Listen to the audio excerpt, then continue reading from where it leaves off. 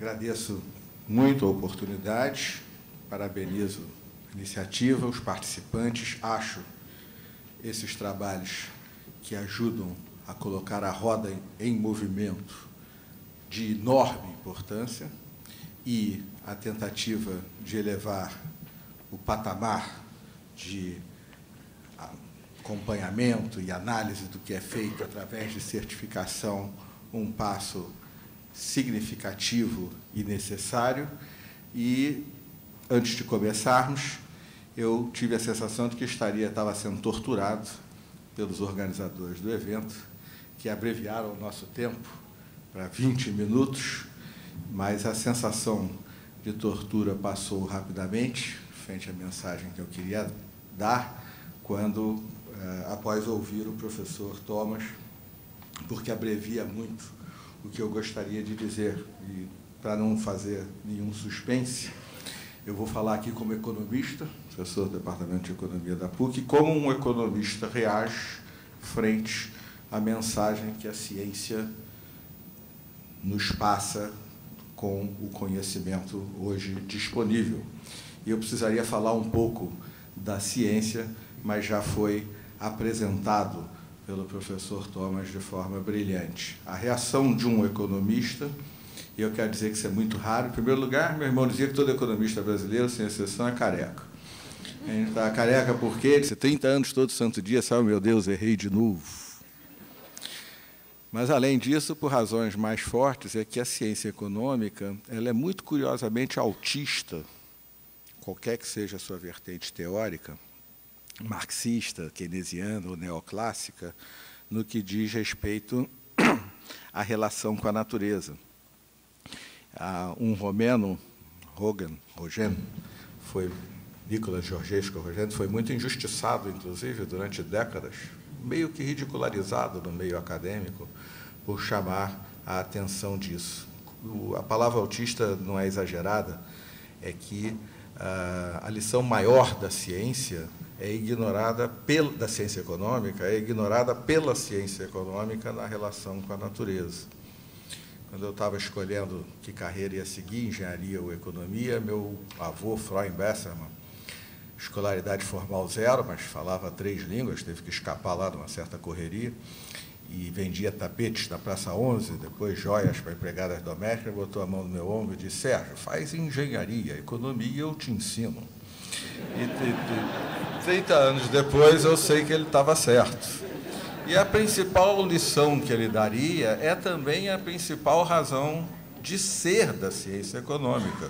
Não existe free lunch. Não tem almoço grátis. Qualquer escolha é uma escolha. Você encontra o amor da sua vida, significa que você abriu mão de muitas coisas. É assim a história.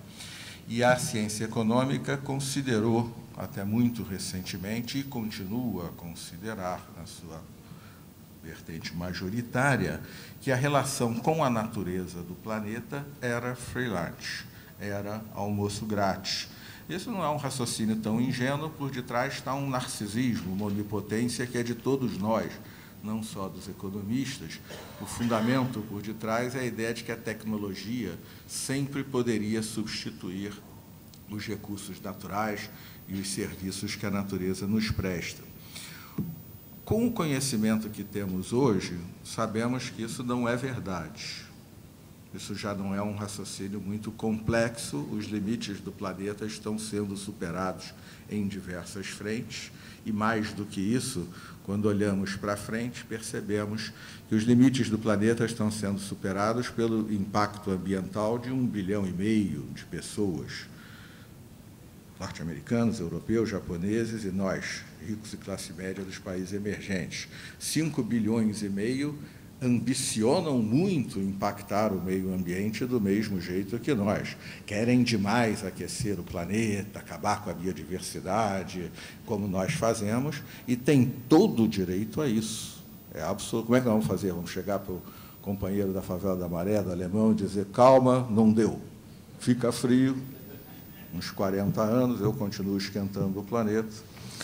Mas, indo direto ao ponto do que o professor Thomas nos fez apontar, do ponto de vista da crise de biodiversidade, a questão essencial para o economista que deixasse de ser autista e que prestasse atenção, ou melhor dizendo, os economistas que o fazem, já são muitos no mundo, que prestassem atenção ao que a ciência nos diz sobre os limites que estão sendo superados pelo atual impacto ambiental do nosso modo de produzir e consumir, a reação dele deveria ser a seguinte: entrar em pânico frente ao fato, não por saber o que vai acontecer, há incertezas enormes, incerteza é uma coisa, risco é outra, mas por entender, no que diz respeito ao risco, que nós já estamos, no que, por exemplo, e essa é a principal, é o melhor exemplo, no que diz respeito à crise de biodiversidade,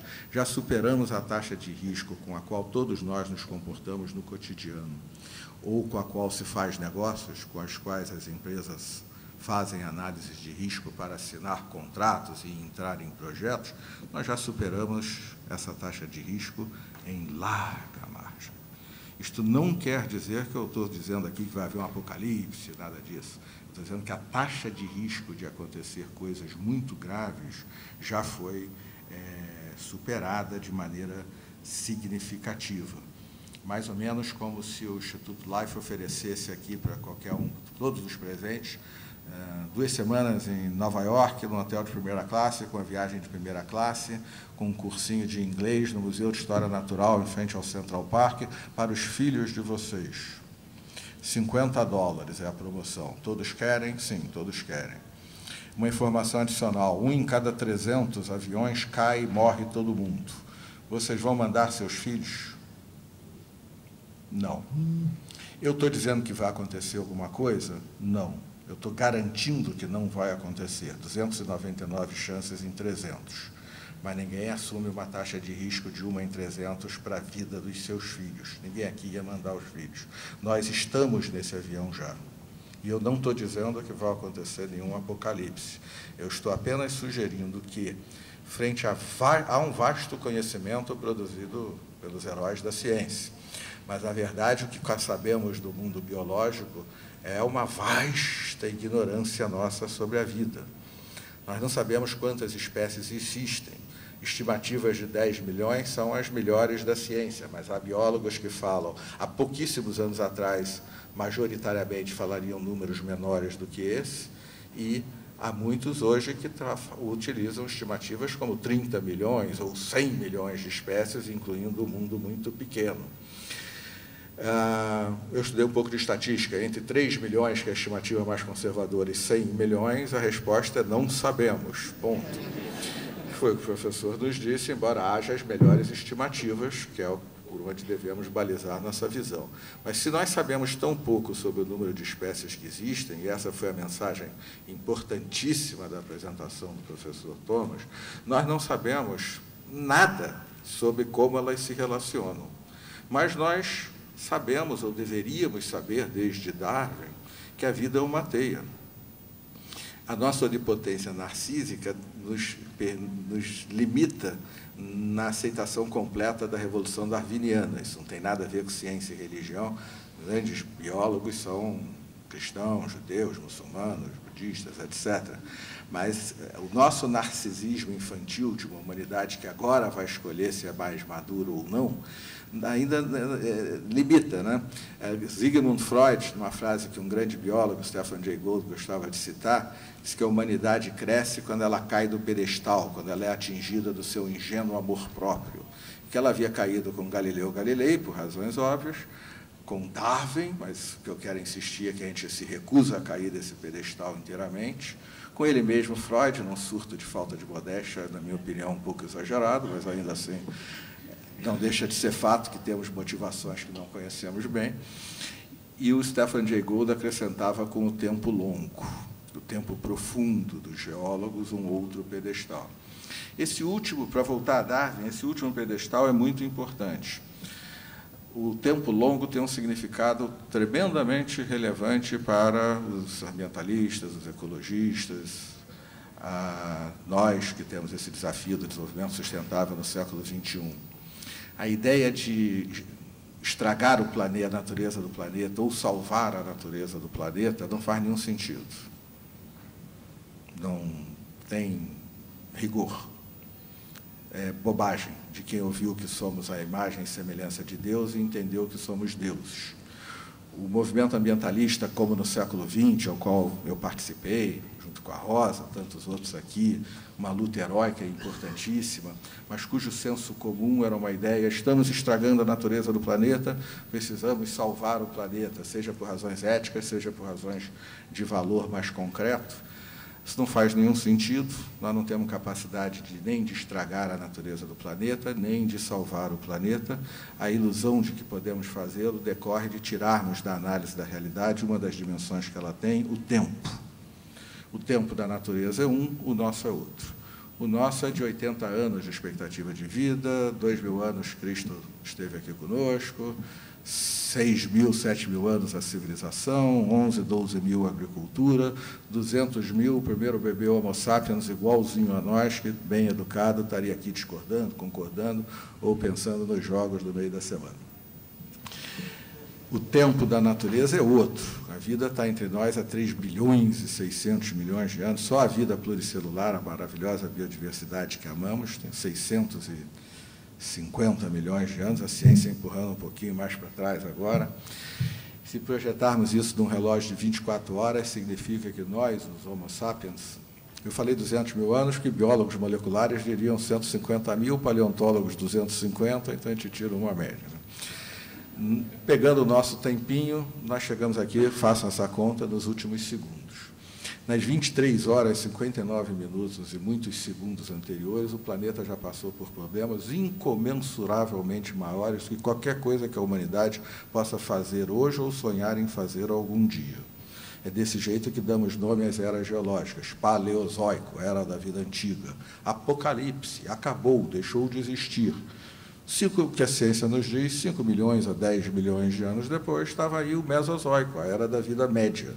Depois, outro apocalipse, esse permitiu a nós estarmos aqui, extinguindo quase todos os dinossauros, sobraram os canarinhos, perus, periquitos australianos e outros. Mas os mamíferos eram anteriores e vivíamos como certos políticos, escondidos em tocas de noite, saindo só para bicar algumas coisas, e abriram seus nichos ecológicos para que nós prosperássemos. No tempo, foram 30 e tantas extinções, 15 severas e 5 grandes extinções, verdadeiros apocalipses. Se a humanidade existisse hoje, como ela é numa época dessas, teria enormes dificuldades, e o mais provável é que não sobrevivesse um único de nós com o tempo. No tempo da natureza, nós não podemos. Eu, para aluno de economia, eu costumo dizer: se eu fosse um vendedor de apólice de seguro intergaláctico, eu procuraria planetas em crise ambiental para fazer a minha grana, descobriria a Terra, viria vender um apólice de seguro, procuraria a natureza, ela diria para mim: meu filho, eu não pago um centavo por isso, eu estou com uma coceira. Eu depois me livro disso. Agora, você tem bons clientes, procure-os. E os clientes somos nós. A ideia de preservação, conservação de um lado e desenvolvimento socioeconômico, humano do outro, não faz nenhum sentido. Cansei de ouvir a pergunta, porque eu sou de uma família de esquerda, e essa tem sido, não é certo nem errado, é só para minha mãe não puxar minha orelha, mas cansei de ouvir a pergunta do tipo: como é que você gasta tempo e recurso com um mico-leão dourado em Silva Jardim, o arara azul, que a nossa Rosa é uma heroína, quando tem crianças morrendo de fome. E nós sabemos que o verdadeiro impacto da crise ambiental é o mesmo de sempre. Os pobres do planeta que vão sofrer, como sempre, estão em posição mais vulnerável, têm menos recursos para se defender.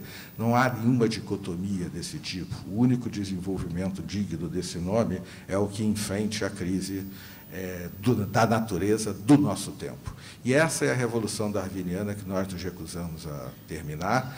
A nossa onipotência infantil se trai na própria linguagem, a gente diz meio ambiente, ou environment, ou em qualquer língua, francês, etc. Ou seja, nós e o ao redor.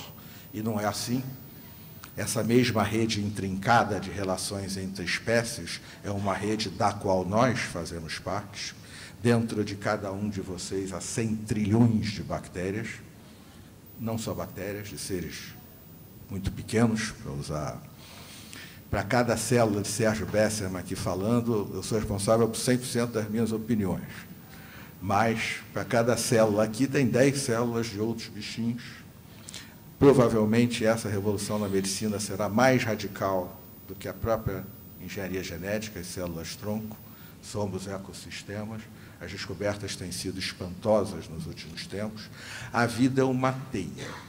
Nós sabemos muito pouco sobre o catálogo de espécies, e isso sequer é o mais importante, como foi enfatizado, muito mais importante é tentar compreender como essa teia funciona, como ela é. Nós somos parte dela. Nós não sabemos nada, quase nada sobre isso, mas nós sabemos uma coisa: nós estamos extinguindo espécies, isso é ciência, em velocidade de grande extinção, de um daqueles 5 apocalipses. Este é o ritmo com o qual extinguimos espécies, e extinguimos após um período de 2 milhões de anos de redução de biodiversidade, possivelmente por razões climáticas naturais ou outras que os professores e cientistas estão estudando. Nosso impacto é... E o que acontece? Não temos a mínima ideia. Pode não acontecer grande coisa, se a gente der uma sorte extraordinária. Pode acontecer grandes coisas do tecido da vida, e as futuras gerações viverão os custos e os sofrimentos decorrentes. Como é que a gente... É incerto, mas como é que a gente admite esse risco? O principal de todos os valores da biodiversidade é o enfrentamento desse risco. Eu estou apenas repetindo e enfatizando a mensagem que o professor Thomas nos trouxe. Aos preços do passado, é esse trabalho muito importante, muito relevante, que as empresas aqui mostraram, Boticário, Suzano, a Petrobras, que eu conheço bem, Dona Mônica, meu amigo Flávio. Eu vomitava naquele navio para soltar pinguim, que era uma desgraça, né? Lá no joelho. Mas isso é aos preços do passado. E então a gente fica tentando descobrir, e isso é muito meritório, como dar valor à biodiversidade aos preços da economia de mercado tal qual ela é hoje, ou seja, aos preços do passado. Mas existem valores ali na frente, às vezes expressos, por exemplo, com ética ambiental. É justo, eu tenho todo o direito de querer que o filho do meu filho vejam uma natureza parecida com o avô do meu avô viu, mas não é isso o mais importante. Às vezes a gente salvar o planeta não está ligando para isso. Às vezes a gente pensa no valor do reservatório genômico. Isso é realmente já muito importante. Mas o maior valor, e ele não está internalizado nos preços da economia de mercado global, ele só será internalizado pela política com P maiúsculo, pelo esforço consciente de todos nós para que um acordo global ao estilo do de Nagoya. Mas por que eu não cito Nagoya? Porque se Nagoya vai ser cumprido ou não vai ser cumprido, ninguém tem a menor ideia, e ninguém tem a menor importância. Não há punição, não há commitment, não há compliance, não há nada. É muito importante o que foi feito em Nagoya, mas não significa ação, não significa transformação, principalmente do modo de produzir e consumir. O planeta ainda não tem governança global, não governo global, pelo amor de Deus. Prefiro morrer queimado nas chamas do aquecimento global do que um governo mundial dizendo, vamos por ali. Não, errei, vamos por ali. Mas governança global capaz de dar eficácia, capaz de punir governantes que tomam decisões ou empresas que afetarão 30, 40, 50, 100 anos depois. Isso não existe. Essa é a bênção e a maldição dos tempos que vivemos hoje. Serão nesses anos e décadas que isso terá que ser global e politicamente resolvido, e aí colocado, agora a mensagem é de um economista excessivamente pragmático, pensando no seu avô, Fronho Felipe Bessa. O tema, e eu termino tentando, um minutinho a mais ali, vai apitar uns 2 minutinhos ali, mas eu termino com isso. O tema da nossa mesa é como levar nossa discussão aqui a outros setores. Responde agora o economista, ex-diretor de banco, vai trabalhar, tira o coração, guarda na gaveta, fecha, na hora de ir para casa, pega, se lembrar. A única forma é internalizar nos preços. Porque nós vivemos numa economia de mercado global. Nós vivemos no modo capitalista de produção. Algum dia deixaremos de viver, nada é eterno. Mas nada, tudo muda na história. Mas este é o mundo de agora e este é o momento em que nós temos que enfrentar. Esses anos e décadas, não é depois, é o momento em que mudanças climáticas e crise de biodiversidade, entre outras agressões globais, e mudança climática e biodiversidade caminham muito juntos. O principal fator da extinção é a mudança climática, até mais do que a ocupação do solo, para frente. É agora que a gente tem que resolver. E se é agora, é no contexto de uma economia de mercado global. Então tem que botar nos preços.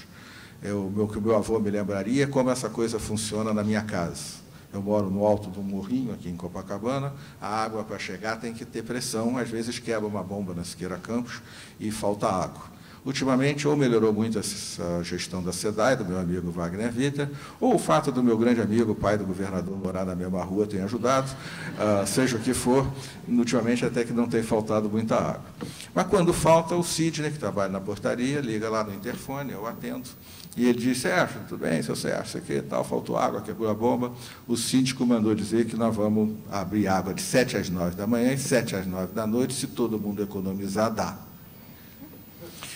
E o que eu, que sou metido é legal, porque legal ninguém sabe nunca se é, mas a gente tenta lá, cada um de nós, fazer as coisas, o que eu, assim como vocês, que são pessoas legais, estão aqui discutindo este tema, mas o que nós fazemos nesse momento? Eu desligo o interfone, eu encho a banheira, o tanque, 4 baldes de plástico grande que começam a aparecer, panelas grandes e garrafas PET de 2 litros, se houver, a gente enche também.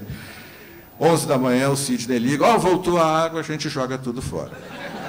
E teoria dos jogos explica isso perfeitamente. Essa é a famosa tragédia dos comuns. Se eu me comportar bem, mas todo mundo se comportar mal, eu sou um tremendo de um otário, e o resultado final dessa conversa é sempre a mesma: todo mundo é otário junto. O único jeito de resolver qual é? Põe o hidrômetro na porta do meu apartamento. E cada garrafa PET que eu encher, eu vejo ali um cifrão caindo. R$ 2, R$ 1, R$ 3, aí vai mudar, no contexto de uma economia de mercado. Esse é o meritório, importante, tremendamente relevante esforço que empresas que se dedicam ao tema, que certificações, fazem hoje aos preços do passado. Mas a mensagem do professor Thomas, que eu compartilho inteiramente e que eu gostaria de deixar, até pensando nos debates que todos nós estaremos engajados até a Rio+20, que não decide nada, mas a gente faz política, com P maiúsculo, força e pressiona para discussões profundas. Há algo mais, e nós precisamos de muito mais, e nós não precisamos de muito mais depois de amanhã, nós precisamos de muito mais hoje, porque algo que não está valorado, que não tem como ser valorado, é quem nós humanos seremos. Que decisão nós tomaremos neste momento da história da civilização no que diz respeito a esse risco que está colocado sobre a biota do planeta Terra, não no tempo dela, aí nós somos irrelevantes, mas no nosso tempo e no tempo dos nossos filhos e dos filhos dos nossos filhos. Muito obrigado.